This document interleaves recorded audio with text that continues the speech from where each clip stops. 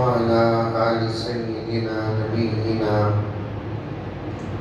مولانا محمد وبارك وسلم.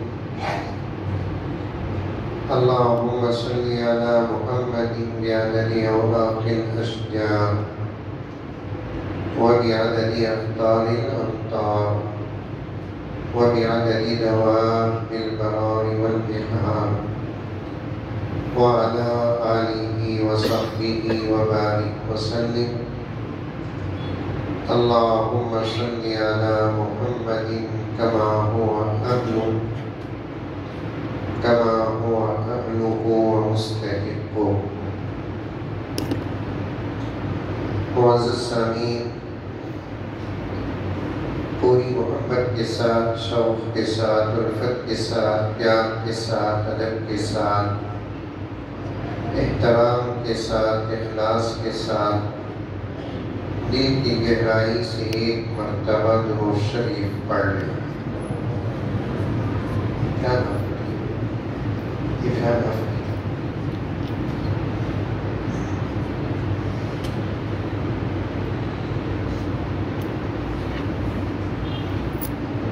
معزز سامعین، جیسا جیسا موقع ہوتا ہے بیان کرنے سے پہلے ان مواقع کے تحت قرآن پاک کی آیات پڑھتے ہیں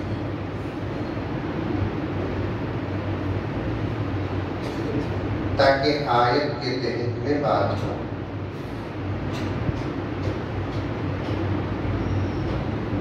میں نے بھی رمضان المبارک کا موقع پایا تو اسی مناسبت سے قرآن پاک کی رمضان المبارک اور روزے سے تعلق رکھنے والی مشہور آیت کو تلاوت کیا.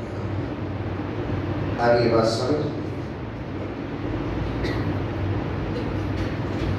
بعض لوگ ایک سوال کرتے ہیں،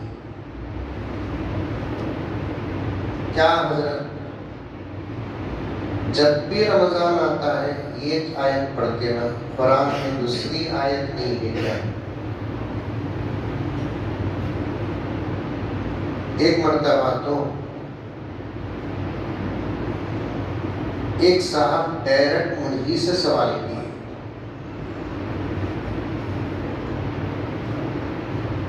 مدرسے کے دستار بندی کے جلسے کو گیا، تقریباً 4 علماء کا بیان تھا، چاروں نے بھی قرآن پاک کی ایک ہی آیت تلاوت کی. اِنَّا نَحْنُ نَزَّلْنَا الذِّكْرَ وَإِنَّا لَهُ لَحَافِظُونَ. جلسے سے فارغ ہو کر آ کر جب ہم لوگ کھانے میں بیٹھے تو ایک صاحب مجھ سے ڈائریکٹ سوال کیے کہ کیا مولانا چاروں کے چار بھی اسی آیت کو تلاوت کی؟ میں نے 2 طریقے سے جواب دیا ہوں. ایک جواب الزامی، میں پوچھا آپ کا نکاح ہوا؟ ہاں حضرت ہوا نکاح میرا.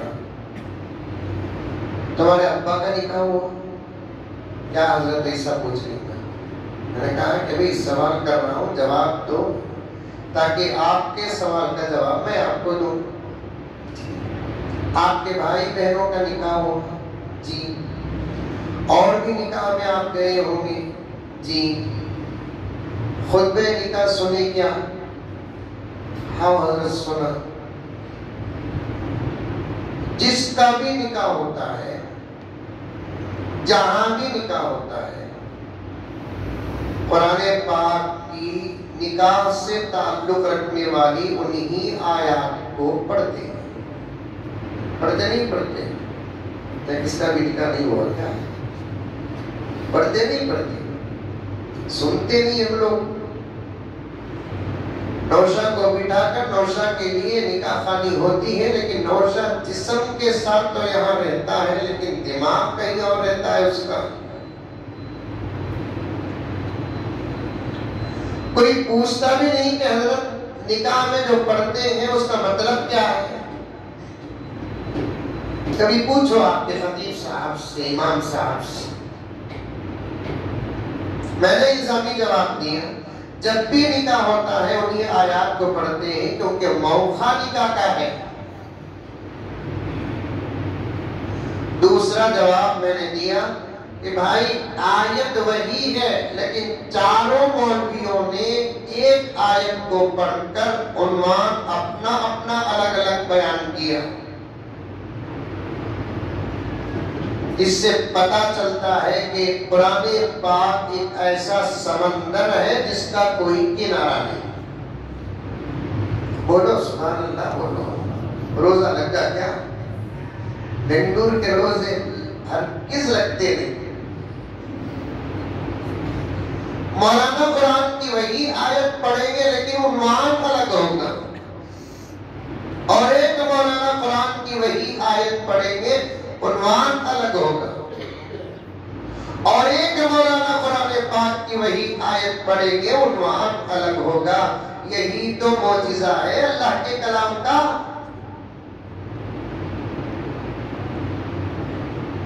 میں نے بھی رمضان المبارک سے تعلق رکھنے والی ایک آیت مشہور، شاید آپ لوگوں کو یاد بھی ہوگی آیت ہو، ڈرو لوگوں پوچھنا نہیں، اللہ کا کلام ہے، پڑھے تو یاد نہیں ہوتا، سنے تو بھی یاد ہو جاتا ہے، ہوتا نہیں ہوتا۔ کتنے مسلمان ہیں جو مدرسے اور مکتب کی سیڑھی میں قدم تک نہیں رکھے ان کو سورہ فاتحہ آتا ہے؟ کتنے مسلمان ہیں جو مدرسے اور مکتب کی سیڑھی میں قدم تک نہیں رکھے سورہ اخلاص آتا ہے، سورہ کوثر آتا ہے،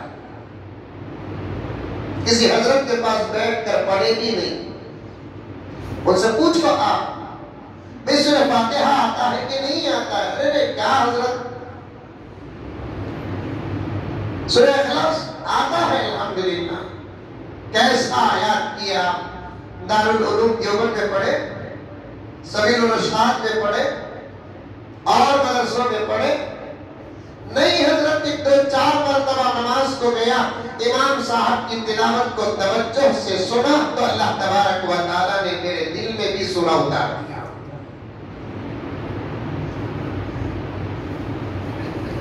اسی لیے آپ دنیا میں تحقیق کر کر دیکھیں،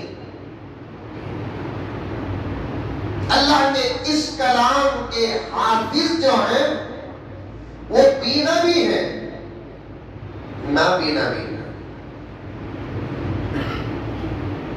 بینا کا تو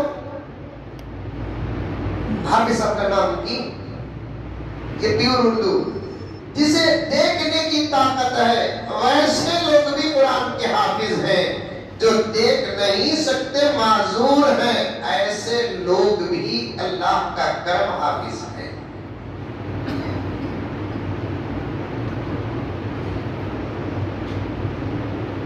جن کو دیکھنا آتا ہے وہ بھی حافظ، جن کو دیکھنا نہیں آتا وہ بھی حافظ۔ اب تو الحمدللہ دنیا میں ایسے حافظ بھی نکل رہے ہیں، اللہ اکبر کبیرہ،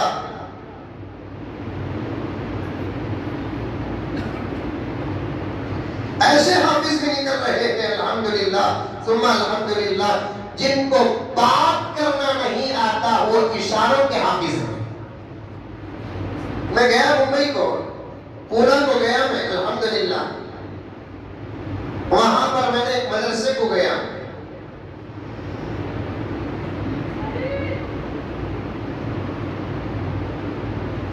مدرسے کو جا کر مدرسے کا معائنہ کیا، اور الحمدللہ وہاں کے لوگوں نے مجھے مدرسے میں جلسے میں رکھے بھی، بچوں کے سیکشن الگ الگ، ایک جماعت ہے بچوں کی تقریباً 50-100 بچے، پورے ایسے دیکھنے کی طاقت اور صلاحیت، اور ایک جماعت ہے بچوں کی جو آنکھوں سے مایوس اور معذور، اور ایک جماعت الگ بیٹھی ہوئی ہے جو دیکھ تو سکتے ہیں لیکن بات نہیں کر سکتے،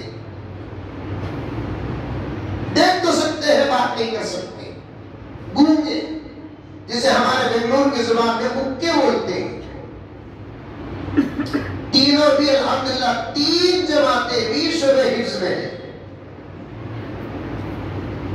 اور میرے سامنے بچوں کو پیش کیا گیا. بینا بچے وہ بھی قرآن اچھا یاد کیے، نابینا بچے وہ بھی قرآن یاد کیے، اور جو گونگے ہیں وہ بھی قرآن یاد کر رہے ہیں، لیکن ان کی تلاوت اشاروں سے ہو رہی ہے.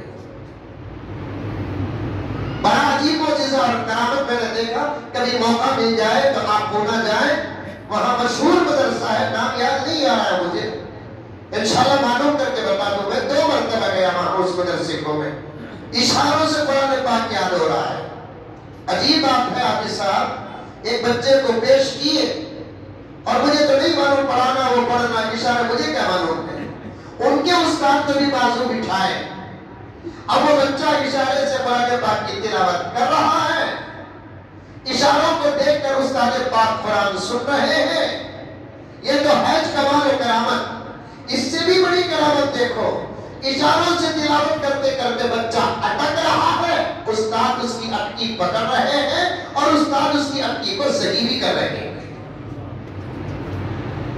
یہی تو قرآن کا معجزہ ہے، یہی تو قرآن کی کرامت ہے، پڑھنے والوں کی کرامت ہے. سلامت ہے قرآن پاک کا معجزہ. جب پڑھتے ہیں دیکھ کر تو قرآن یاد ہو جاتا ہے، جو توجہ سے سنتے ہیں قرآن پاک ان کو بھی یاد ہو جاتا ہے. ہے دنیا میں کوئی کتاب جس کو اندھے یاد کیے ہو؟ اندھے تو اندھے. دنیا میں کوئی اتنی موٹی کتاب 30 پارے یہ ہم جانتے ہیں، 114 سورتیں ہم جانتے ہیں. ہم آپس میں اگر بات کریں گے پاروں کا حساب رکھیں گے، سورتوں کا حساب رکھیں گے، آیات کا حساب رکھیں گے، لیکن جب باہر والوں سے بات کریں گے تو یہی تو کہا جائے گا کہ اتنی موٹی کتاب اگر کسی کے پاس کوئی ہے، وہ دھرم کی ہو یا دھرم کے علاوہ کی ہو، کوئی ایک کتاب ایسی بتا دو جس کو اس دھرم کا کوئی بچہ کے جوان مرد کے عورت یاد کیا ہو. دنیا اس کی مثال پیش نہیں کر سکتی. ساری دنیا اگر سوال کرتی ہے تو جواب میں 1-2 بچوں کو نہیں، لاکھوں کروڑوں علماء کرام کو الحمدللہ پیش کر سکتے ہیں. وہ بھی اندھے نابینا. کیسے یاد ہو رہا ہے قرآن کو؟ سننے سے یاد ہو رہا ہے. شرافت کے اصولوں سے بغاوت کرنے لگتے ہیں. چاہتے بھی بولو رے ماں، سبحان اللہ کی، ماشاء اللہ کی. یہ تو اتنا للت بولو بھائی، سمجھ جا تو روزہ لگا بول کر. شرافت کے اصولوں سے بغاوت کرنے لگتے ہیں، پڑھے لکھے بھی مجلس میں شرارت کرنے لگتے ہیں. ابھی تقریر شروع کرے نہیں، سمجھ میں نہیں بات. آیت پر بات کرنا ہے. آیت کیوں پڑھا یہ بتا رہا ہوں میں آپ کو. یہی خوبی ہے میرے قرآن کی لوگوں کہ اندھے بھی اس کی تلاوت کرنے لگتے ہیں. نبی آپ بھی قرآن غور سے سنو، توجہ سے سنو. اور قرآن کو کتنا غور سے سننا خود قرآن پاک بیان کرتا ہے. وَإِذَا قُرِئَ الْقُرْآنُ فَاسْتَمِعُوا لَهُ وَأَنصِتُوا لَعَلَّكُمْ تُرْحَمُونَ. جب قرآن پڑھا جائے تمام کام بند، کوئی کام نہیں ہوگا. قرآن جب پڑھا جاتا ہے، پڑھنے والے کے لیے بھی قرآن پڑھتے ہوئے دوسرا کام کرنے کی اجازت نہیں، سننے والے کے لیے بھی قرآن کی تلاوت کے وقت دوسرا کام کرنے کی اجازت نہیں. یہ خود قرآن پاک کہتا ہے. آتے ہم لوگ کیا کر رہے ہیں؟ دکان میں، گھر میں برکت کے واسطے آڈیو قرآن پاک ڈال کر اپنے کام میں مصروف رہتے ہیں. بے ادبی ہے یہ. کار میں آٹو میں قرآن پاک کی تلاوت ڈالتے ہیں, اپنے کام میں مصروف رہتے ہیں. بے ادبی ہے یہ. بجائے لینے کے دینا پڑ جائے گا. قرآن پاک کے بارے میں کوئی سمجھوتا نہیں. گھروں کے اندر عورتیں بھی برکت کے لیے ڈالتی ہے, بہت اچھی بات ہے, لیکن جب قرآن کی تلاوت ہوتی ہے تو دوسرا کام کچھ نہیں کیا جائے گا. فَاسْتَمِعُوا, قرآن کہتا ہے, عربی زبان ہے, بڑی گہری زبان ہے. حروف بدلتے ہیں تو معنی بدل جاتا ہے, زبر زیر بدلتے ہیں تو معنی بدل جاتا ہے, تقدیم و تاخیر ہوتی ہے تو معنی بدل جاتا ہے. دنیا کے اندر جتنی زبانیں ہیں اور تمام زبانوں میں سب سے زیادہ سنسیٹیو اور باریک اور نازک جو زبان ہے وہ عربی زبان ہے. پڑھے لکھے حضرات, علاقہ پڑھا لکھا ہے, میرے لیے نیا علاقہ نہیں ہے. میرے والد صاحب رحمۃ اللہ علیہ سے تعلقات ہیں. اس علاقے کو اچھے طریقے سے الحمدللہ یہ حافظ جانتا ہے, اور میری بات بہت اچھے طریقے سے سمجھ میں آتی ہوگی, اور پڑھے لکھے لوگ میرا ساتھ دیں گے. دنیا کی کوئی زبان اتنی نازک نہیں جتنی عربی زبان نازک ہے. اور میں عام طور پر کہتا ہوں, عربی زبان خوبصورت زبان, عربی زبان احسن زبان, عربی زبان افضل زبان, عربی زبان اکمل زبان, اور عربی زبان باقی زبان. یہ دنیا ہے تو زبانیں بدلی ہوئی ہیں, لیکن مرنے کے بعد سے لے کر ہمیشہ ہمیشہ کی زندگی کے لیے ایک ہی زبان کا انتخاب خدا نے کر دیا, وہ زبان ہے عربی. مسلمان مرو کہ غیر مسلم مرو, عربی جاننے والا مرتا ہے, عربی نہیں جاننے والا مرتا ہے. اللہ تعالیٰ مرنے کے بعد سب سے پہلے جس چیز کو بدلتے ہیں وہ زبان بدلتے ہیں. یہ حدیث کی بات نہیں ہے, مرتے ہی زبان بدل جاتی ہے. ہماری جس مسجد میں خدمت کرتا ہوں اس مسجد کا نام بھی عمر فاروق ہے, جیسے آپ کی مسجد کا نام عمر فاروق ہے. وہاں داخلتیں بھی ہوتی ہیں, آپ بہت سارے نوجوان آتے ہوں گے. کئی داخلتیں میں نے موت کے عنوان پر بات کی, 2-3 سال موت کے عنوان پر بات کی. اس میں یہ کہا تھا کہ مرنے کے بعد سب سے پہلے جو چیز بدلتی ہے وہ زبان. عربی جاننے والا مر جائے, نہ جاننے والا مر جائے, سب سے پہلے اس کی زبان بدل جاتی ہے. مسلمان مرے کہ غیر مسلم مرے, اس کی زبان بدل جاتی ہے. تاخرات گزر گئی, رمضان بھی گزر گیا. ایک صاحب آئے میرے پاس میں, تو ایسے لوگ بہت زیادہ آتے رہتے ہیں. آ کر بولے کہ حضرت تو تاخرات میں بیان بہت اچھا تھا حضرت. یہ بولے ادھر صدر صاحب بیٹھی جا کو بولو تاکہ تنخواہ بڑھ جائے. میرے بیان کی میرے پاس تعریف پھر کو فائدہ کیا ہے, بیان بڑا اچھا تھا, ماشاءاللہ شکریہ بھائی, عمل کرو. لیکن یہ بات سمجھ میں نہیں آئی حضرت. میں پوچھا کیا بات سمجھ میں نہیں ہے؟ وہ مرتے ہی زبان کیسے حضرت بدل جاتی. اب میں اسے کہاں قرآن اور حدیث کے حوالے پیش کروں؟ سامنے والا جس ذہن کا ہوتا ہے اس ذہن سے سمجھانا ہی فصاحت ہے. سامنے والے کا سوال اور سامنے والے کا ذہن جیسا ہوگا ویسے سمجھانا ہی علم ہے. اب میں نے کہا کہ بھائی تمہارے پاس موبائل ہے, لاؤ, سیٹنگ کو جاؤ, کیونکہ موبائل کا دور ہے, جواب بھی موبائل ہی سے دیے تو لوگوں کو سمجھ میں آتا. سیٹنگ کو جاؤ, سیٹنگ کو گئے, لینگویج کو جاؤ, لینگویج کو گئے. جیسے ہی لینگویج کو گئے بہت سارے لینگویجز آ گئے. ارے آتے نہیں آتے, تقریباً 20-25-30 لینگویجز آ گئے. میں نے کہا کہ کسی ایک لینگویج کو ٹچ کرو, جیسے ہی ٹچ کریں گے پورا سسٹم لینگویج میں بدل جاتا ہے۔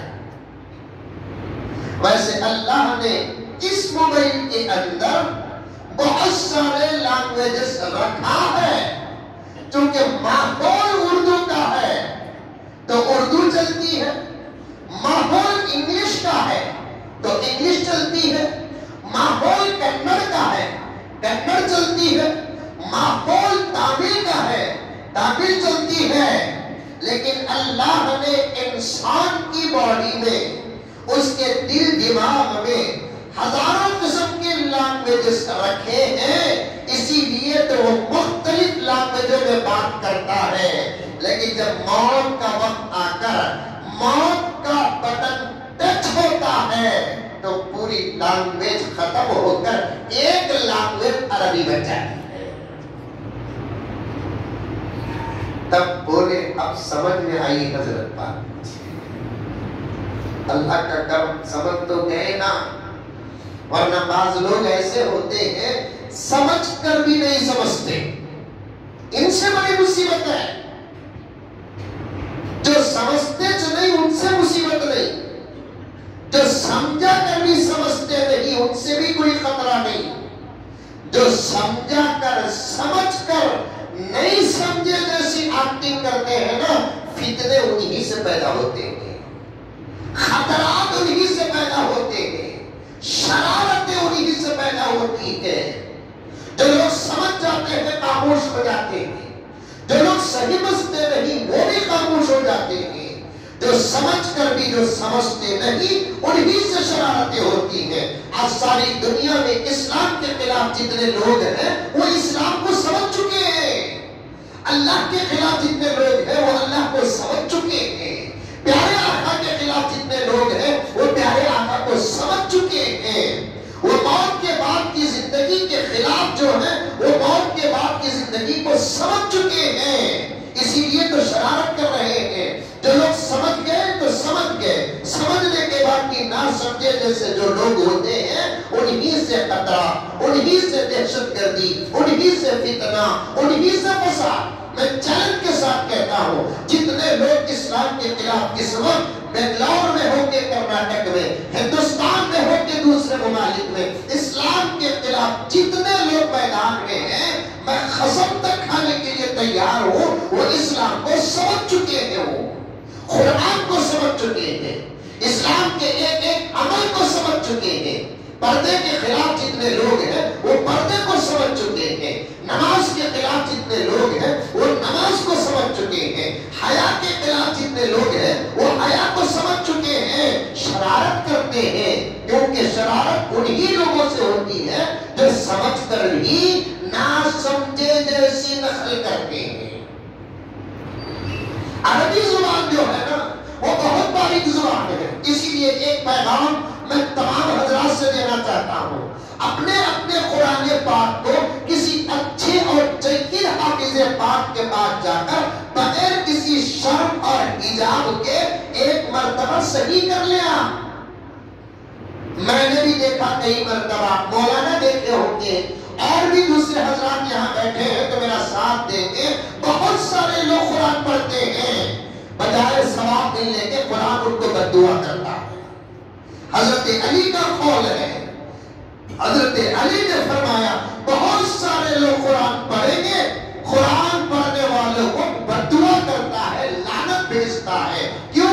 اس لیے کہ جیسے قرآن پڑھنا ویسے قرآن نہیں پڑھتے۔ قرآن پڑھنے کے لیے دو چیزوں کا ہونا بہت ضروری ہے، ایک مخارج کا ہونا ضروری ہے، دوسرا تجوید کا ہونا ضروری ہے۔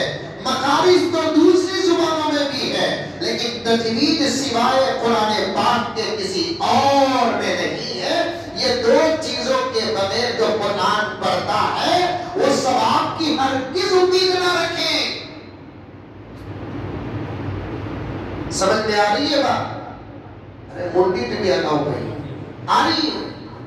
جن کو پڑھنا نہیں آتا وہ پڑھو، جن کو پڑھنا آتا ہے وہ ایک مرتبہ پھر علماء کرام کے سامنے بیٹھ کر اپنے قرآن کو صحیح کرو۔ صحیح کرے بغیر قرآن کا فائدہ نہیں۔ لوگ سوال کرتے ہیں حضرت فلاں مسئلہ ہے کیا پڑھنا یہ پڑھو مسئلہ حل ہو جاتا، فلاں مسئلہ ہے کیا کرنا یہ سورہ پڑھو، سورہ فاتحہ پڑھو یہ مسائل حل ہوں گے، سورہ یاسین پڑھو یہ مسائل حل ہوں گے، سورہ واقعہ پڑھو یہ مسائل حل ہوں گے، سورۃ المزمل پڑھو یہ مسائل حل ہوں گے۔ میں تفسیروں کی بات کرنے کا موقع نہیں رکھتا، کون سا ایسا سورہ ہے جس کے اندر فائدہ نہ ہو، کون سا ایسا سورہ ہے جس کے اندر فائدہ نہ ہو۔ سورہ فاتحہ میں فائدہ، سورہ بقرہ میں فائدہ، سورہ آل عمران میں فائدہ، سورہ یاسین میں فائدہ، سورہ واقعہ میں فائدہ، سورہ مزمل میں فائدہ، ایسے فائدے پیارے آقا صلی اللہ علیہ وسلم بیان کیے ہیں۔ وہی قسم کھا کر پیارے آقا نے فرمایا جس گھر کے اندر سورہ واقعہ کی تلاوت ہوتی ہے محمد قسم کھاتا ہے اس ذات کی جس کے قبضے میں محمد کی جان ہو، اس گھر میں کبھی فقر و فاقہ نہیں آئے گا۔ پیارے آقا سورہ مزمل کی تفسیر میں بھی یہی فرماتے ہیں جس گھر کے اندر سورۃ المزمل کی تلاوت ہوتی ہے اس گھر والے کسی بھی دنیاوی پریشانی میں مبتلا نہیں ہوں گے۔ ایسی تمام صورتوں کے فضائل ہیں، لیکن پڑھتے تو ہیں سورہ مزمل روز، پڑھتے تو ہیں سورہ واقعہ روز، پڑھتے تو ہیں سورہ یاسین روز۔ سورہ فاتحہ تو پڑھنا ہی پڑتا ہے کیونکہ سورہ فاتحہ وہ سورہ ہے جس کے بغیر نماز ہی نہیں ہوتی۔ فرض پڑھو فاتحہ پڑھنا پڑے گا، سنت پڑھو فاتحہ پڑھنا پڑے گا، وتر پڑھو فاتحہ پڑھنا پڑے گا، 2 رکعت والی نماز پڑھو فاتحہ پڑھنا پڑے گا، 3 رکعت والی نماز ہو فاتحہ پڑھنا پڑے گا، 4 رکعت والی نماز ہو فاتحہ پڑھنا پڑے گا۔ حتیٰ کہ تراویح کی 20 رکعتیں ہیں، 20 رکعت میں بھی سورہ فاتحہ پڑھنا پڑے گا، اور 114 سورتیں قرآن پاک میں ہیں، 113 سورتیں صرف 1 مرتبہ نازل ہوئی ہے اور سورہ فاتحہ 2 مرتبہ نازل ہوئی ہے۔ فائدے ہیں لیکن پڑھ کر بھی اثر کیوں نظر نہیں آتا؟ کبھی غور کیا آپ نے؟ اس کی وجہ یہی ہے کہ قرآن پاک کو صحیح طور پر لوگ نہیں پڑھتے، جس طریقے سے پڑھنا نہیں پڑھتے۔ ہر میں بات میں بیٹھا تھا میں، آج کل تو عرب بھی قرآن غلط پڑھ رہے ہیں، عرب بھی قرآن غلط پڑھ رہے ہیں۔ حرم میں بیٹھا تھا میں تلاوت کرتے ہوئے تو میرے بازو بھی ایک عربی بیٹھے، اب وہ قرآن پڑھ رہے ہیں پراپر مکی، گفتگو کے بعد معلوم ہوا قرآن پڑھ رہے ہیں۔ برداشت سے باہر ہو گیا کہ قرآن اتنا غلط بات، میں نے اپنا پارا ختم کیا، بڑے ادب اور احتیاط کے ساتھ ان سے بات کیا، کیونکہ مکے اور مدینے کے لوگوں کے مزاج میں بھی فرق ہے، مکے اور مدینے کے لوگوں کے مزاج میں بھی فرق ہے۔ آج بھی مدینے والوں کے مزاج میں بہت نرمی، عاجزی، تواضع، انکساری، تمام باتوں کو جمع کر کے اگر میں کہوں تو مکے کے مدینے کے اندر آج بھی جمال نظر آتا ہے، لیکن مکے کے اندر لوگوں کے مزاج میں ذرا سختی، غصہ، جلال ہے۔ مکے کے اندر عجیب مزاج، مدینے کے اندر الگ مزاج۔ آپ لوگ گئے ہوں گے نا حج کو، عمرے کو بھی گئے ہوں گے، لوگ تو چوک در چوک جا رہے ہیں، الحمدللہ عمرے کو تو لگاتار جا رہے ہیں۔ اللہ تعالیٰ سب کو بھیجے لیکن نیتیں سدھارو، دکھاوے کے لیے نہ کرو، شوق کے لیے نہ کرو، خدا کو پانے کے لیے جاؤ، رسول اللہ کو پانے کے لیے جاؤ، اللہ کا گھر دیکھنے کی نیت سے جاؤ، رسول اللہ کا روضہ و جالی دیکھنے کے لیے جاؤ، کوئی دکھاوا نہ ہو، ضرورتیں سامنے ہو، حالات سازگار ہو تب جاؤ۔ لوگ تو آج کل شادیاں بھی مدینے میں جا کر رہے ہیں۔ میرے پاس ایک کیس آیا رمضان المبارک سے 3 مہینے پہلے، میں نے ایک تقریر میں بھی کہا شادیاں ہوتے نہیں، اب تو ذرا ہمارے نوجوان سدھر کے ماشاءاللہ متقی بن گئے۔ سوال کا ڈھنگ میں کیا بھی نہ کو بھائی شریعت کے مطابق ویسی ہے کہ ویسی شادی کرو، لیکن بنگلور میں نہ کو مدینے میں کر دو۔ کتنا بڑا حملہ دیکھو. اسے بولتے تقویٰ. ہمارے لغت میں ڈکشنری میں اسے تقویٰ نہیں اسے لقوہ بولتے ہیں.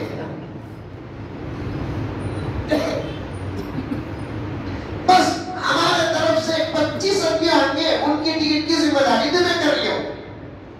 25 آدمیوں کی ٹکٹ کی ذمہ داری کم سے کم 25 لاکھ روپے تو ہوں گے.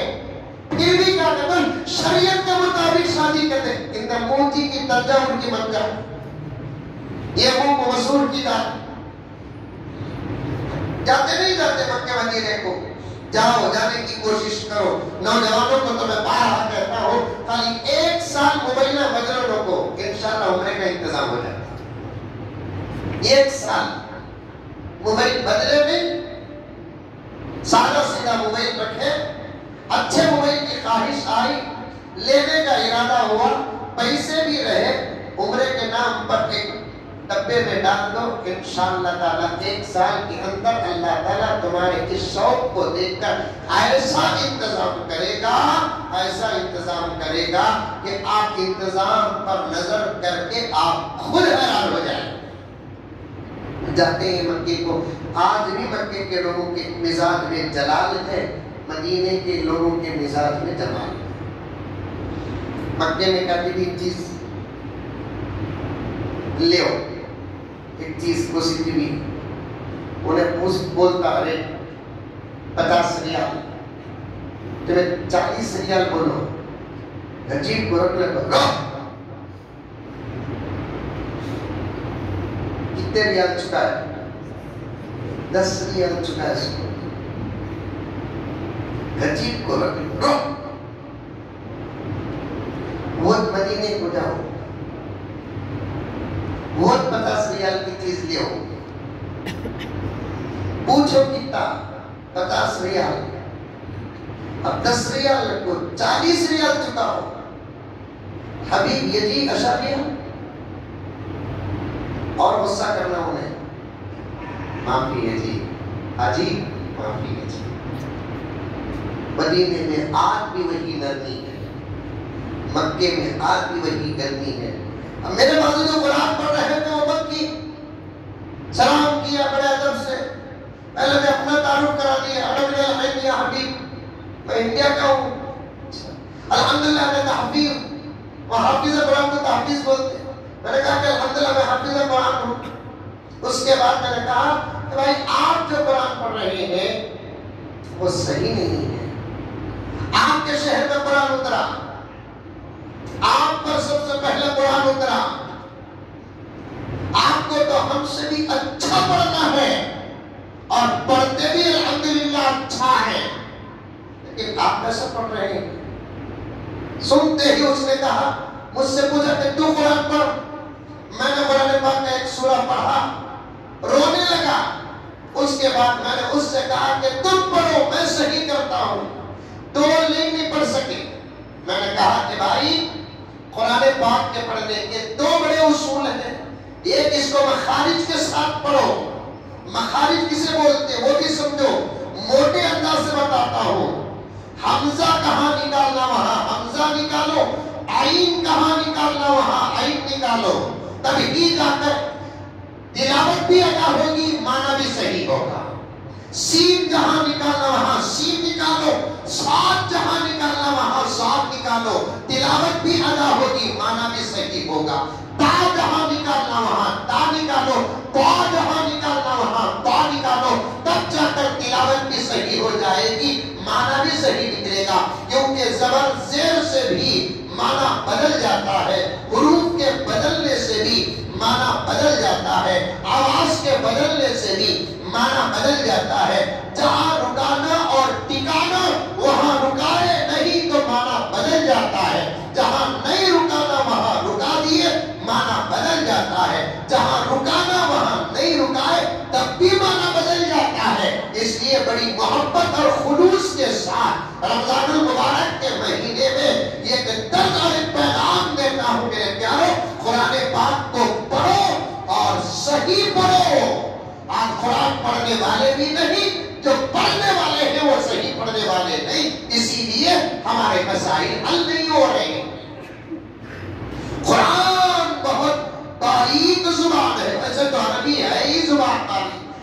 قرآن کی بہت باریک زبان. ایک دو مثال دیتا ہوں, سمجھ جائیے آپ, وقت کا تقاضا بھی ہے.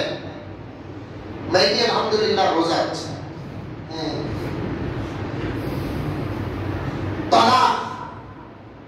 طلاق معلوم نہیں, ارے لفظ طلاق سن کو ہی نہیں. میاں بیوی لڑ لیے تو آپس میں دور اور جدا ہونے کے لیے جس لفظ کا استعمال کرتے ہیں اسے کہتے ہیں طلاق. سمجھ, خالی سنو عمل کرو نہ تو.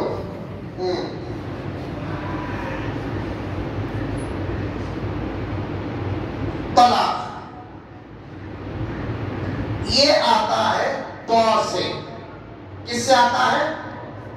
طا سے. بولو, طا سے. طا کیسے ادا کرنا سکھا تو سنو. اللہ کرے کہ اللہ چاہے تو لمحات میں بھی عطا فرما دیتے ہیں. طا سے منہ میں ہوا بھر لے کر تا ادا کرو. الف با تا, یہ تا کچھ منہ میں ہوا بھر لو طا بن جاتا. منہ میں لڈو رکھنے سے ہوا بھر لینا طا. بولو طا. سمجھ میں آئی بات؟ طا سے اگر طلاق بولیں گے جدا ہونے کا معنی, وہ طا کے بجائے الف با تا سے بولیں گے ملنے کا معنی. فرق ہے, سمجھ میں ہے؟ ارے آئے نہیں ہے. ہر بدلا آواز تقریباً ہمارے لیے ملتی جلتی, لیکن ہر بدلتے ہی معنی بدل گئے. تا لے کر آ جائے تو جدا کا معنی, تا لے کر آ جائے تو ملنے کا معنی. یوم الطلاق قرآن پاک میں تا کے ساتھ بھی طلاق آیا ہے, تا کے ساتھ بھی طلاق آیا ہے. تا کے ساتھ جو طلاق آیا اس کا معنی جدا ہونا, ٹوٹنا, ٹکڑے ہونا, الگ ہونا. تا کے ساتھ جو طلاق آیا ہے یوم الطلاق ملنے کا دن, حروف بدلے تو معنی بدل گیا. حروف بدلے تو معنی بدل گیا. منذرین قرآن میں آتا ہے, منذرین قرآن میں آتا ہے. ویسے ہی حروف میم نون دال یا را یا نون, منذرین, منذرین, منذرین زیر کے ساتھ, منذرین زبر کے ساتھ. کوئی بڑا فرق نہیں ہے نا, لیکن معنی بدل گیا. منذرین کہتے ہیں ڈرانے والوں کو, منذرین کہتے ہیں وہ لوگ جن کو ڈرایا گیا. فرق سمجھ میں آیا؟ ارے سمجھ میں آیا نہیں کہ تو بولو ابھی 2 گھنٹے بٹھا کر سمجھاتا ہوں, میری خواہشیں سمجھانا. سمجھ میں آئی بات؟ مرسل, پڑھے لکھے بچے اسٹوڈنٹس بھی بیٹھے ہوئے, مرسل بھیجنے والا, سل سل. مرسل وہ جس کو بھیجا گیا. زبر اور زیر میں کتنا فرق ہے مجھے صاف کہنے دو, ناراض مت ہو. یہ سب باتیں مدارس میں پڑھنے کے بعد ملتی ہیں. آج کل ڈاکٹر بھی تفسیر کر رہے ہیں, اندمونجی کی تنجاور کی منجا, انجینئر تفسیر کر رہے ہیں. ہمارا تو نوجوان ایک طبقہ انجینئر مرزا علی کے پیچھے پڑا ہے, پیٹ چیرے تو الف نہیں. یہ سب چیزیں ہیں پیارے, تب جا کر قرآن پاک سمجھ میں آتا ہے, ورنہ خطرہ ہے خطرہ. حضرات فقہا فرماتے ہیں قرآن پاک کو پوری توجہ سے پڑھو. 20 مقامات ایسے ہیں, کتنے؟ 20 مقامات ایسے ہیں بھول کر بھی اگر زبر زیر کو غلطی سے پڑھ لیے تو ایمان کو خطرہ ہے. اس اس میں سے ایک جگہ بتاتا چل جاؤں جو آپ کے مشہور ہے سورہ فاتحہ میں، اہدنا الصراط المستقیم صراط الذین انعمت علیہم۔ ارے تراویح میں سن رہے نہیں سن رہے؟ ہمارے نزدیک کیا ہے معلوم؟ کیسا بھی قرآن پڑھو، آواز اچھی رہی، زبردست حادثہ، سانس لمبی رہی، پڑھ رہی وہی، دماغ کو دیوک کھایا ہے۔ قرآن کی تلاوت کے لیے آواز اور سانس کا کوئی دخل ہی نہیں۔ ڈنکے کی چوٹ میں کہتا ہوں، آواز مل گئی نور علی نور، سانس مل گئی نور علی نور۔ کیا اگر کسی کے پاس آواز نہیں کیا وہ خالی نہیں؟ کسی کے پاس آواز نہیں کیا خالی نہیں؟ کسی کے پاس سانس نہیں کیا وہ خالی نہیں؟ ہمیں انڈیا والے ڈپلیکیٹ کھاتے سو ہیں، وہ ایران والے، عراق والے، عرب والے ہمیں پھلیاں نہیں کھاتے، انہوں بادامہ کھاتے۔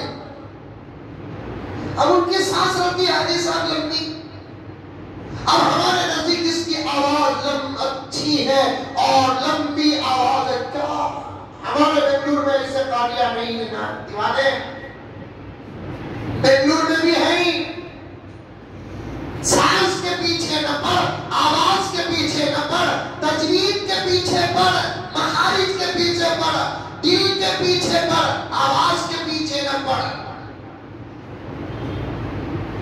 ہمارا عجیب ماحول ہے، بہت عجیب ماحول ہے۔ ہم نے قرآن پاک کو اپنے مزاج کے تابع بنایا، ہم قرآن کے تابع نہیں بنے۔ لا حول ولا قوت الا باللہ۔ قرآن کو ہم اپنے ٹیسٹ کے مطابق لے کر آئے، قرآن کے ٹیسٹ کے پیچھے نہیں گئے۔ اچھی آواز سے اگر کوئی قرآن غلط بھی پڑھتا ہے ہم کو قبول ہے، سادی سیدھی آواز سے اگر کوئی قرآن صحیح بھی پڑھتا ہے، کیا ہم کو پڑھنے ایسا بولتی کہ گویا کہ انہوں امام عاصم کے چچا۔ امام عاصم کون معلوم؟ امام عاصم کون معلوم؟ کیا کہ آپ عنوان بہت کھل رہا ہوتے ہیں، جبکہ عاقب میں سارا حکم کر کو ذرا سردی بھی تھی، گلا بھی سکھ رہا تھا، میں بھی الحمدللہ تراویح پڑھاتا ہوں، زیادہ بھی کھانے نہیں ہوا، لیکن آج ہی عنوان زیادہ کھل رہا ہے۔ سب کی دعا کر کو بلائی دیتا آج سے دوپہر کی ہی تو بچے بھی سمجھ گئے، چلو اور 10-15 منٹ آگے گزرے۔ امام عاصم کون معلوم؟ ہمیں قرآن پاک جس ترتیب سے پڑھتے ہیں، درس سے پڑھتے ہیں، جس لغت سے پڑھتے ہیں، وہ لغت امام حفص کی، ایک بہت جیسے فقہ میں امام ہے امام ابو حنیفہ، امام شافعی، ویسے قرات میں بھی امام گزرے ہیں، امام حفص، امام عاصم، امام ورش۔ ویسے امام حفص کے طرز پر قرآن پڑھا جاتا ہے، کیونکہ قرآن 7 طرزوں میں نازل ہوا۔ کتنے طرزوں میں؟ 7 طرزوں میں نازل ہوا۔ ہمیں جس طرز کے ساتھ قرآن پڑھتے ہیں وہ طرز امام حفص کا ہے۔ امام حفص کے استاد جو ہیں وہ حضرت امام عاصم۔ امام عاصم کون ہے؟ مسجد نبوی میں 70 سال امامت کی ہے۔ آج کے زمانے میں 7 سال امامت کردہ لے تو ورلڈ ریکارڈ۔ 70 سال امام عاصم، وہ بھی کہاں؟ مسجد نبوی میں۔ امام کیا ملا معلوم امام عاصم کو؟ جب بھی امام عاصم نماز پڑھانے کے لیے مسجد نبوی کو آتے، ایسی خوشبو پوری مسجد میں اٹھتی۔ یہ تو ہے آج بھی مدینے میں خوشبو ہے جو ہم جیسے گنہگاروں کو بھی اس کا احساس ہے۔ ہمیں تو گنہگار ہیں، لیکن مدینے میں داخل ہوتے ہی عجیب خوشبو کا احساس ہوتا ہے۔ مسجد نبوی کے اندر چلے گئے اور ایک عجیب خوشبو کا احساس ہوتا ہے، اور یہ خوشبو کوئی اور نہیں میرے نبی کے پسینے کی خوشبو کے اثرات ہیں۔ لیکن یہ خوشبو کے ماحول میں بھی امام عاصم جب مسجد میں نماز پڑھانے کے لیے آتے تو پوری مسجد مہک جاتی۔ امام عاصم سے مصافحہ کر لیتے اور خوشبو، لوگ آ کر پوچھتے حضرت سے، حضرت تمہیں جو عطر لگاتے ہیں نا، عطر کا تو سمجھ میں نہیں آتا ہے، غیر صدرہ والوں کو عطر لگاتے ہیں نا، وہ کیا عطر کا نام بولو حضرت؟ حضرت بولتے کہ میاں تم لوگ جو سادہ سیدھا لگاتے ہیں وہی تو میں بھی لگاتا ہوں، وہ کون سی خوشبو تم کو سنائی دیتی ہے؟ نہیں حضرت تمہیں الگ ہی عطر لگاتی ہے حضرت۔ اب ایک اللہ کا بندہ حضرت کو نبی کے روضے کے پاس کھڑا کر کے پوچھ دیا، اس ذات اقدس کا واسطہ بتاؤ کہ عطر کا نام کیا ہے؟ سمجھ میں آ رہا ہے واقعہ؟ اس صاحب خبر ذات اقدس کا واسطہ عطر جو آپ استعمال کرتے ہیں بتاؤ، کیونکہ مدینے کے عطر کے بازار میں جا کر ہم نے یہاں تک پوچھ لیا امام عاصم جو عطر لگاتے ہیں وہ پیش کرو۔ عطر کے بازار والوں نے کہا کہ ہم بھی پریشان ہیں، امام عاصم کے عطر کا نام تلاش کرتے کرتے ہم بھی چک گئے، بتاؤ اس صاحب قبر ذات اقدس کا واسطہ نام کیا ہے؟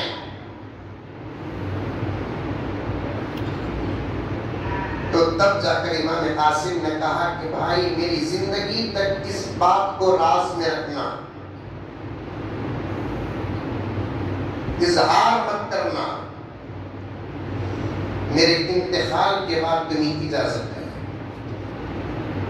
کیا راز ہے بھائی؟ اللہ نے مجھے میرے نبی کے منبر اور مصلی میں کھڑنے کا موقع عطا فرمایا، میری تلاوت نبی کی قبر تک پہنچتی ہے۔ ایک مرتبہ خواب میں نے نبی کو دیکھا، منبر رسول پر آقا تشریف فرما ہے، صحابہ کرام سے مسجد نبوی کھچا کھچ بھری ہوئی ہے،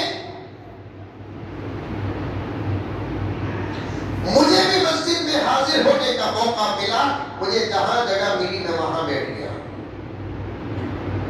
آقا نے مجھے نام لے کر پکارا کہ عاصم قریب آؤ،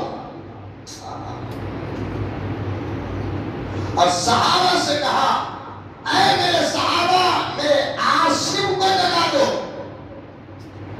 صحابہ پلٹ کر دیکھنے لگے آج کون ہے وہ جس کو نام لے کر نبی بلا رہے ہیں؟ امام عاصم بڑے ادب کے ساتھ آ رہے ہیں، کیونکہ مجلس صحابہ کی ہے نا، گزرتے ہوئے کہیں کسی کو پیر نہ لگ جائے۔ ہمیں 80 کی سپیڈ پر ہم نکلتے ہیں، چلتے چلتے رتی دھکا لگا، بیٹھا سمجھو کیا دیو مر گئے۔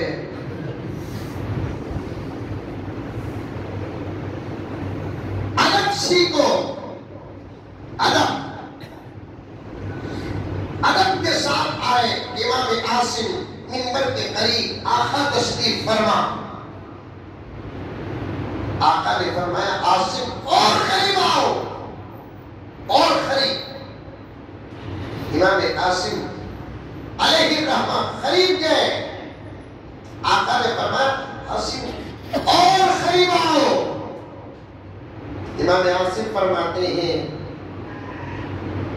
میرے دونوں پیر کے گھٹنے ادب کے ساتھ نبی کے گھٹنوں سے لگ گئے۔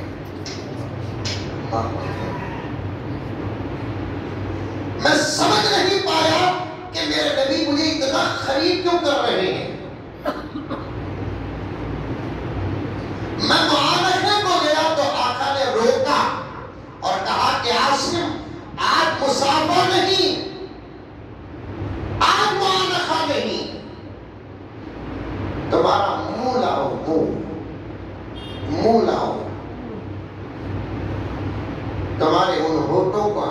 بوسہ دینا چاہتے ہیں، کیونکہ تمہارے اس منہ سے جب تلاوت ہوتی ہے خبر میں ہم کو بھی مزہ آتا ہے،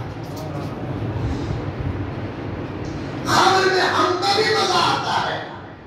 امام عاصم فرماتے ہیں آقا نے اپنے ہونٹوں سے میرے منہ کو بوسہ دیا، رب کعبہ کی قسم آقا کے بوسوں کا اثر ہے کہ میرے پورے وجود میں خوشبو آ گئی۔ آقا کے بوسے کا اثر ہے میرے پورے وجود میں خوشبو آ گئی۔ کون ہے یہ سب؟ قرآن پاک پڑھنے والے، قرآن پاک کی خدمت کرنے والے۔ تو غرض میں زبر زیر کے بارے میں بات کرتے کرتے یہاں تک آ گیا کہ 20 مقامات ایسے ہیں جہاں اگر بھول کر بھی غلطی کر دیے تو ایمان کو خطرہ ہے۔ اس میں سے ایک سورہ فاتحہ بھی۔ اعوذ باللہ من الشیطان الرجیم، بسم اللہ الرحمن الرحیم، الحمد للہ رب العالمین الرحمن الرحیم، مالک یوم الدین، ایاک نعبد و ایاک نستعین، اهدنا الصراط المستقیم، صراط الذین انعمت علیہم غیر المغضوب علیہم ولا الضالین۔ اچھا پڑھا نہیں؟ ارے اچھا پڑھا نہیں پڑھا؟ اچھا پڑھا۔ دیکھیں اسے بولتے سو آواز کے پیچھے پڑھنے والوں کو غلطیاں نظر نہیں آتی۔ آپ نے تلاوت کو سنا، آواز کو سنا، طرز کو سنا، انداز کو سنا، میں نے تلاوت میں ایک جگہ غلطی کی، نقل کفر کفر نباشت۔ آپ نے غور کیا ہے تو سلام ہے آپ کو، نہیں کیا ہے تو احساس دلاتا ہوں، قرآن کو صحیح سنو اور قرآن کو صحیح پڑھو۔ دوا غلط ہو تو اثر نہیں کرتی، قرآن غلط پڑھو گے تو اثر کہاں؟ ارے سر کے درد کی دوا ڈپلیکیٹ، آج کل تو بازار میں ہر مال ڈپلیکیٹ ہے نا، ارے نہیں ہے، ہر مال ڈپلیکیٹ ہے۔ ابھی قریب میں ایک لطیفہ پڑھا، بولو نکو بولو، ارے بولو نکو بولو، تو میں نکو بولتے بھی بولو سوچ۔ ایک انڈیا کی عورت کا نکاح ایک جاپان کے مرد کے ساتھ ہوئی۔ اب تو آن لائن ہے نا، ابھی رشتے کہاں سے کہاں لگ رہے ہیں، یہ من کے نہیں تم نہ مانو۔ انڈیا کی عورت کا نکاح جاپان کے چائنا کے مرد کے ساتھ ہوئی، ایک بچہ بھی ہوا، وہ بچہ بچپن میں انتقال ہوگا تو میت کے ساتھ جاتے جاتے دورو ماں بولی کہ میں نے معلوم اس کی کوئی گارنٹی نہیں، ان کی پوچھا کہتے ہیں کیا نہیں گارنٹی، یہ تو چائنا کا مال نہیں۔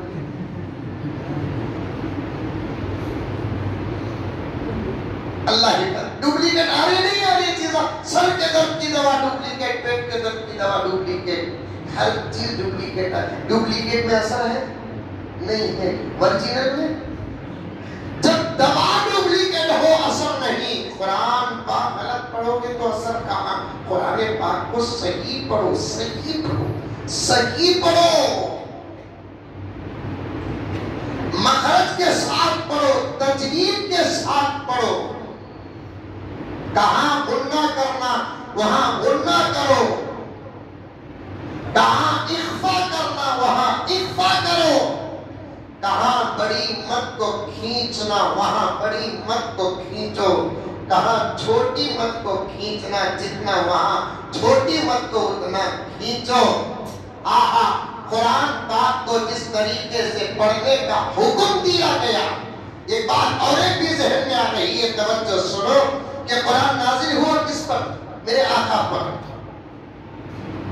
سب سے زیادہ پوری امت اور نبی ملا لے تو سب سے زیادہ صحیح قرآن پاک پڑھنے والے میرے آقا۔ پھر بھی میرے آقا کو حکم ہے قرآن میں وَرَتِّلِ الْقُرْآنَ تَرْتِيلًا، اے پیغمبر قرآن کو پوری صحت کے ساتھ، ترتیل کے ساتھ، ادائیگی کے ساتھ پڑھو۔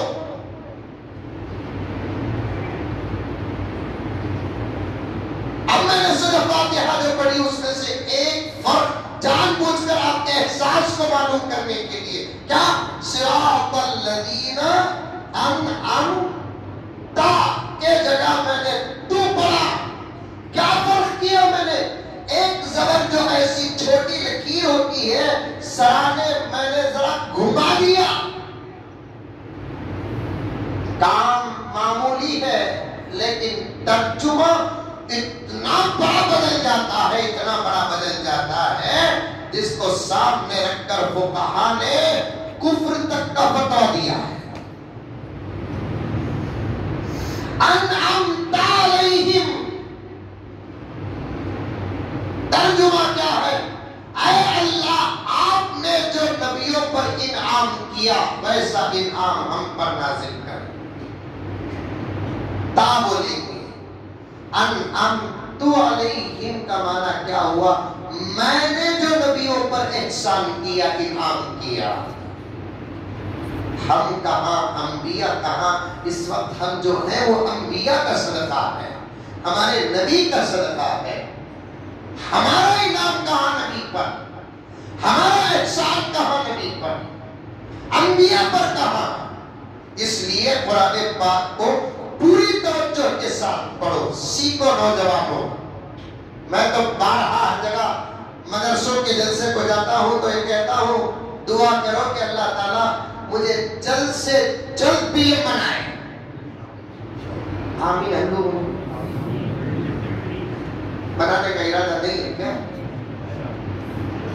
نہیں بن سکتا کیا؟ ارے بولو نہیں بن سکتا کیا؟ نہیں بن سکتا کہ آلریڈی پہلے سے پی ایم ہوں میں، خالی مزمل صاحب بولے تو کون بھی پہچانتا نہیں، پی ایم مزمل صاحب بولے تو پہچانتا۔ ایک مرتبہ 7-8 سال پہلے ایک صاحب میری فلیٹ کی ٹکٹ بنائے، میں حالانکہ کلکتہ کی، حالانکہ میں ٹکٹ کی ذمہ داری کسی کو نہیں دیتا، میرے بہن بھی بیٹھے پوچھ کر دیکھیے، میں ہی بنا لیتا ہوں کیونکہ انفارمیشن سے مجھے آتا ہے، لیکن وہ لوگ اپنی طرف سے بنا لیتے، اس میں پی ایم مزمل بنا دیے ٹکٹ۔ اور وہ ایئرپورٹ کے اندر داخلے میں جا رہے تھے تو میرا آئی ڈی کارڈ اور میری ٹکٹ دونوں کو دیکھے تو نام بدلا ہوا ہے، 1 حرف بھی اگر فرق ہو تو اندر انٹری نہیں ہے۔ خیر وہ تو اپنی جگہ پر ہے، لیکن پولیس والا پکڑے پی ایم کیا ہے بولو؟ میں اسے بول سکتا تھا وہی پی ایم جو انہوں میں بھی ہوں بول کر بولتا تھا، ایک وہ حالت خراب ہے، مصیبت موڑنا نہیں، میں بولا ہمارا خاندانی اشارہ ہے سامنے۔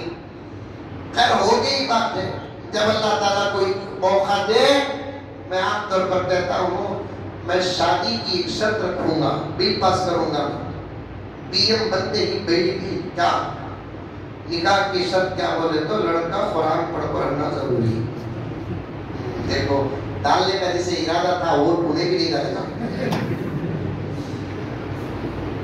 سیکھو قرآن، سیکھو قرآن پڑھو، صحیح پڑھو قرآن پاک کو۔ آیت کے تحت بات مجھے تخمے پر کرنا تھا، اللہ تعالیٰ نے مجھے یہاں لے کر آیا، انشاءاللہ تعالیٰ پھر کبھی موقع ملے گا تو بقیہ باتیں عرض کروں گا۔ قرآن پاک بہت نازک اور باریک زبان ہے، حروف کم ہوتے ہیں معنی بدل جاتا ہے، حروف پڑھتے ہیں معنی بدل جاتا ہے، زبر زیر میں فرق آتا ہے معنی بدل جاتا ہے، انداز بدلتا ہے معنی بدل جاتا ہے۔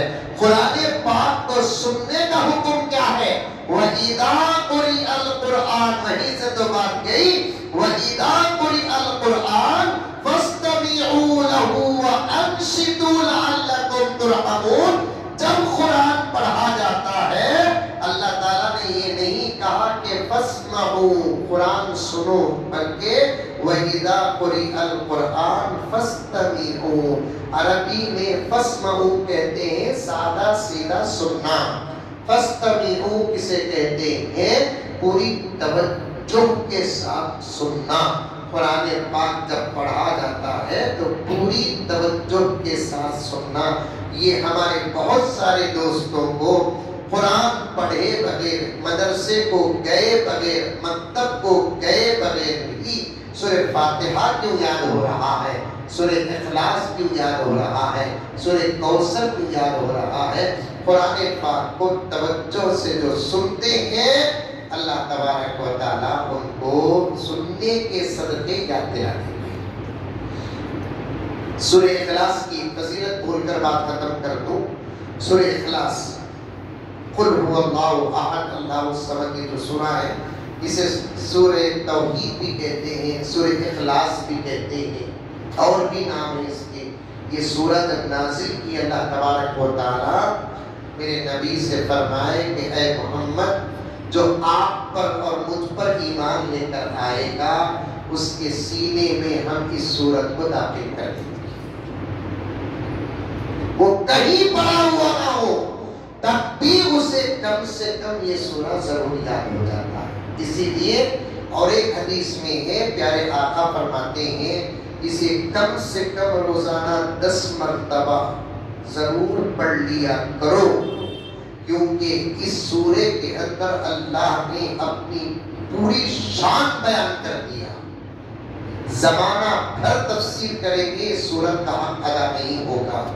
اسے کم سے کم روزانہ 10 مرتبہ دن میں پڑھ لیا کرو، اللہ تعالیٰ تلاوت قبول کر لے تو انشاءاللہ تعالیٰ ایمان کی موت یقین ہے۔ پیران پیر محبوب سبحانی شیخ عبدالقادر جیلانی علیہ الرحمہ کا یہ وظیفہ ہے، حضرت فرماتے ہیں ضرور پڑھو 10 مرتبہ، اگر ایمان کی موت نہ مرے تو حشر کے میدان میں عبدالقادر جیلانی کا گریبان پکڑ لے، کیونکہ ہے ہی سورہ اتنا قیمتی۔ عمل کریں گے انشاءاللہ، قرآن کو پڑھیں گے، صحیح پڑھیں گے۔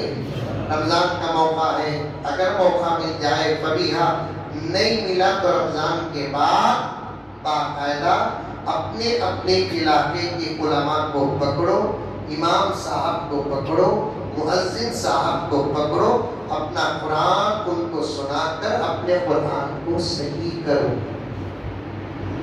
میں ایک جگہ مہاراشٹر گیا تھا، وہ چھوٹے بچوں کے مدرسے کو نہیں گیا مولانا، مکتب میں پڑھنے والے بڑے آدمیوں کے مدرسے کا جلسہ تھا، جس مکتب میں پڑھنے والوں کی عمر 40 50 60، ایک بوڑھے میاں تو قرآن ختم کر کے جلسے میں قرات بھی پڑھ کر ناظرہ قرآن کی سند تک لیے، وہ پروگرام یوٹیوب کے اندر موجود ہے، ان کی عمر 70 پر 8 سال ہے، اور اتنا بہترین قرآن پڑھے وہ، میں نے بھی اپنے طرف سے ان کو انعام دیا۔ قرآن کے پڑھنے میں کسی قسم کا کوئی حجاب نہیں، کسی قسم کی کوئی شرم نہیں، نہ پڑھنے میں شرم ہے، پڑھنے میں کوئی شرم نہیں۔ اللہ ہم تمام کو قرآن پڑھنے کی توفیق عطا فرمائے۔ نوجوان تو بہت دور ہوتے جا رہے ہیں قرآن سے، قرآن پڑھنے سے بھی دور ہوتے جا رہے ہیں، قرآن سننے سے بھی دور ہوتے جا رہے ہیں، اور قرآن کے راستے سے بھی ہٹتے جا رہے ہیں۔ سب کو قرآن کے بتائے ہوئے راستے پر جڑ جانا چاہیے۔ اللہ ہم تمام کو عمل کی توفیق عطا فرمائے، آمین ثم آمین، وآخر دعوانا ان الحمدللہ رب العالمین۔ الحمدللہ 2-3 سال سے آپ حضرات کی خدمت میں حاضر ہو رہا ہوں میں۔ مدرسے مسجد کے ذمہ داران یاد کرتے ہیں، امام صاحب یاد کرتے ہیں، آنے کے بعد کچھ دیر بعد ہو جاتی ہے جو اس وقت کی ضرورت بھی ہے۔ اس کے بعد میں اپنے مدرسے کا تعارف کراتا ہوں۔ ایک مدرسہ میرے والد صاحب حضرت مولانا زکریا صاحب رحمۃ اللہ علیہ کے نام سے ہمارے ہی گھر کے نیچے کے پورے حصے میں چل رہا ہے۔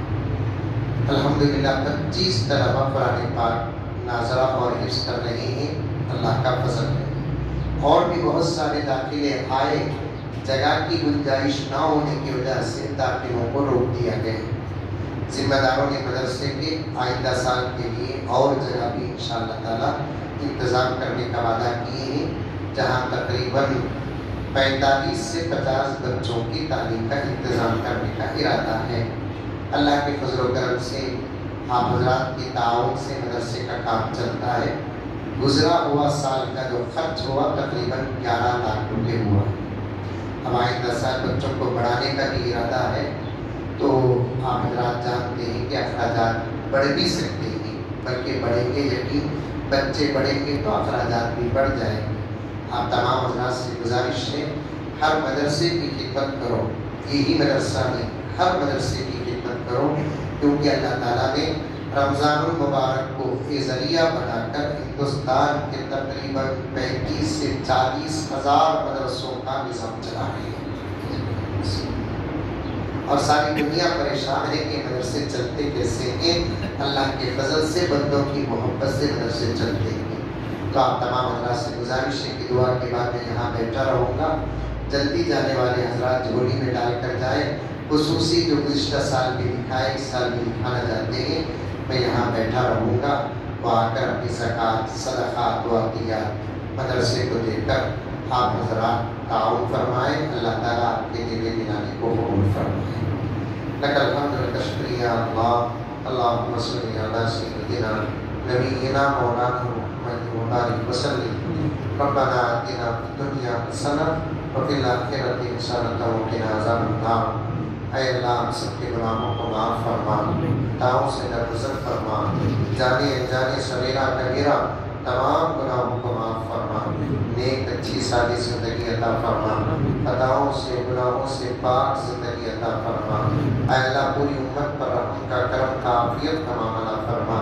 اے اللہ ہر ملک کے مسلمانوں کی جان کی، مال کی، ایمان کی، عزت کی، آبرو کی، سب کی حفاظت فرما۔ اے اللہ بالخصوص ہمارے ملک کے مسلمانوں کی حفاظت فرما، ہمارے ملک میں امن و امان کے فیصلے فرما، اتحاد اور اتفاق کے فیصلے فرما۔ اے اللہ مساجد کی حفاظت فرما، مدارس کی حفاظت فرما، خانقاہوں کی حفاظت فرما۔ اے الہ العالمین، اے رب العالمین، جو بھی پریشان ہے سب کی پریشانیوں کو دور فرما۔ اے اللہ تمام مریضوں کو صحت عطا فرما، تمام مقبولین کو مغفرت فرما، جن کی جو حاجتیں ہیں سب کو تو اپنے فضل سے پورا فرما۔ اے الہ العالمین ہمارے ایمان کی پوری پوری حفاظت فرما، تا حیات حفاظت کرنے کی پوری توفیق عطا فرما۔ اے اللہ ایمان والی موت عطا فرما، مرنے کے بعد کے مسائل میں تیری مدد اور نصرت عطا فرما۔ اے اللہ ہم تمام کو تیرا بندہ بنا لے، اے اللہ ہم تمام کو تیرا اچھا بندہ بنا لے، ہمارے اندر تقویٰ عطا فرما، تیرا خوف عطا فرما، تیرا شوق عطا فرما، تیرے نبی کی پوری پوری محبت عطا فرما، سیدھے راستے پر چلنے کی توفیق و سعادت عطا فرما۔ اے اللہ دنیا و آخرت کی تمام بھلائیاں عطا فرما۔ اے اللہ جو مانگے وہ بھی عطا فرما، جو باقی سے رہ گیا وہ بھی عطا فرما۔ ہماری دعا کو تو اپنی فضل سے نبی پاک صلی اللہ علیہ وسلم کے صدقے فضل سے قبول فرما۔ صلی اللہ تعالی علی خیر خلقہ محمد و آلہ و اصحابہ اجمعین برحمتک یا ارحم الراحمین والحمد للہ رب العالمین۔